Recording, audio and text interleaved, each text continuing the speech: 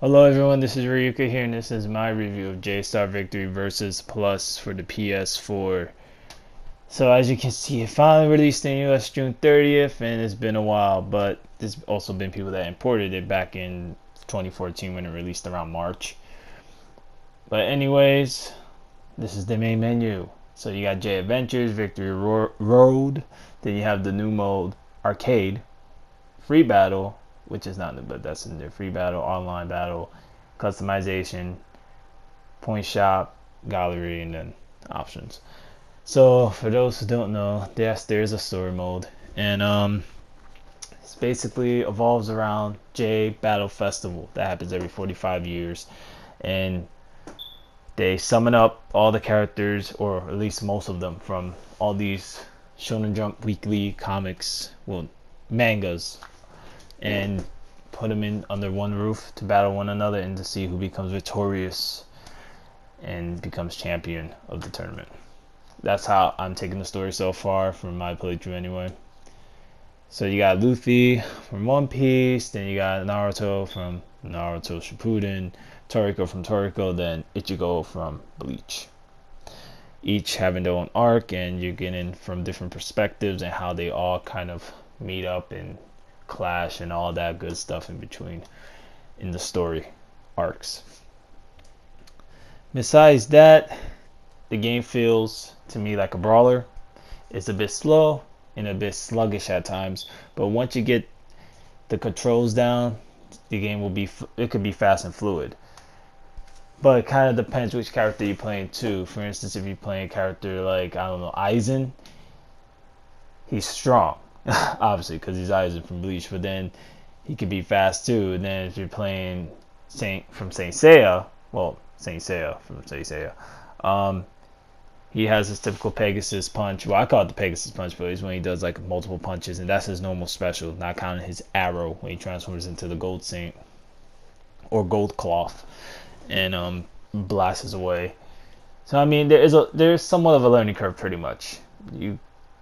Whether if you catch on to that may take some time, but to me, it's easy. Like, you can catch on to it pretty easily, pretty much after a couple playthroughs.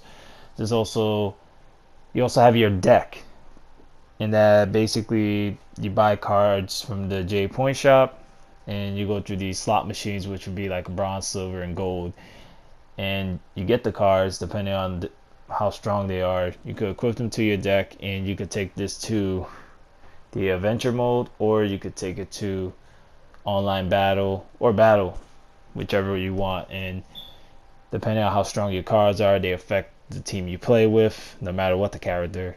And that could give you the advantage in a match or the disadvantage depending on how you play, of course.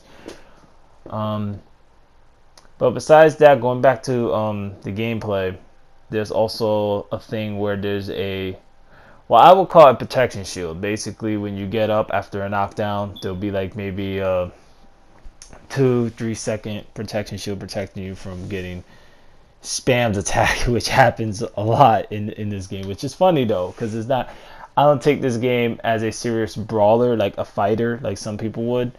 But if I guess if you're one of those players that you want to make this into like a tournament thing, I just think this game wasn't really meant for that. It was meant for more of a celebration of the series and to have fun with these characters, depending on your mentality and playing it, of course. But besides that, it's so far a pretty somewhat solid game. It plays similar to Dragon Ball Z Senkai Battle Royale, and that's a arcade game in Japan. In the arcades, basically, if you played it and you play this, there's clearly a similarity in the playing style. But any other than that, it's all right. It's not totally bad. It's not like it's definitely playable. It's not unplayable. It just takes a little bit of a learning curve to learn some of the moves and characters. It's not difficult though. The only downside is that for you to do your specials, like your ultimates, you need to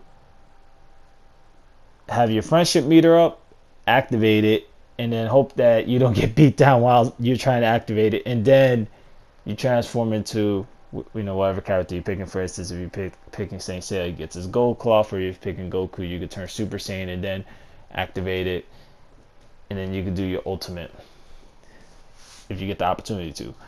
And it kind of works that way. But there is about 50 characters from 32 different series, so there's a lot to choose from. And there's also assist characters, so you really can't play those, but they're in the game to kind of back you up during matches and adventure mode, things like that. Also, there's a lot of replay value. Not all the characters are available off the bat. You gotta earn points to unlock the characters, and that's, to me, that's a good thing, because it gives a replay value instead of just having them all available off the bat, and then you just kind of like, oh well, let me choose this, that, and the third. No, you gotta earn some of these characters, and you gotta get to know how they play and how they work. But anyway, I mean, there's definitely a lot here to be seen, and there's definitely a lot of replay value depending on how much times you're gonna see yourself playing this. But as I was saying, this is a celebration of the series from the Shonen Jump. I mean, you got a lot of different characters from a lot of different worlds clashing, battling it out, and it's pretty much it. It's fun. It's J-Star. So I give J-Star's victory versus plus an 8 out of 10. If you imported it, well then I say wait till the price drops and then pick it up if you're interested in still playing this. But if you have not played this before, I highly will suggest playing this. There's definitely a lot of characters here to toy with, and if you're into any of these animes, of course, well then why not pick it up? It is a good game, so nonetheless. Anyways, this is Rayuka here saying sayonara.